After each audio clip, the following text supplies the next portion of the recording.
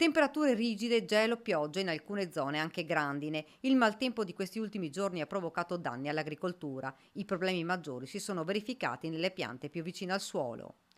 Noi oggi abbiamo già sintomi, diciamo, evidenti sui vigneti, perché la fase fenologica, cioè la fase di sviluppo della pianta, era, diciamo, di una pianta con le foglie appena sviluppate, i germogli molto turgidi per la forte piovosità che c'è anche stata, e quindi le piante sono state, diciamo, scottate da questa gelata. Per capire però quali saranno i danni reali dobbiamo aspettare le prime giornate calde. Solo con il caldo si potrà verificare cosa le piante potranno recuperare e cosa invece il gelo ha danneggiato in maniera irreparabile.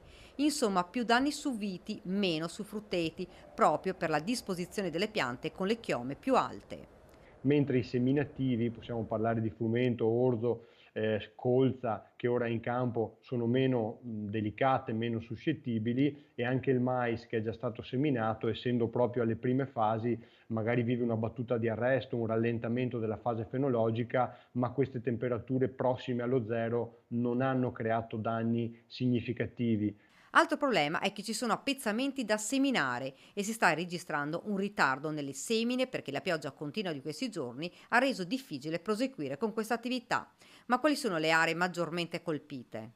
In realtà i danni maggiori sono stati proprio in pianura, se parliamo della provincia di Treviso. Poi nel Bellunese ci sono stati, ovviamente in Val Belluna, delle situazioni con temperature molto più basse. Abbiamo avuto anche la zona di Monfumo ai piedi della zona del Grappa, insomma, dove le temperature sono scese significativamente, poi anche nel Vicentino, ai confini tra Vicenza e Verona. Ma queste gelate particolari hanno proprio questa caratteristica di andarsi a depositare, cioè l'aria fredda è più pesante e va a depositarsi proprio sulle parti più basse. Abbiamo banalmente, anche percorrendo l'autostrada da Treviso a Conegliano, si vedono proprio i primi filari a ridosso dell'autostrada dove si è proprio accumulata questa massa di aria fredda, con vigneti molto più danneggiati rispetto ai filari più interni. Abbiamo effettuato anche dei sopralluoghi, ha spiegato il direttore, e sembra che i danni siano comunque contenuti.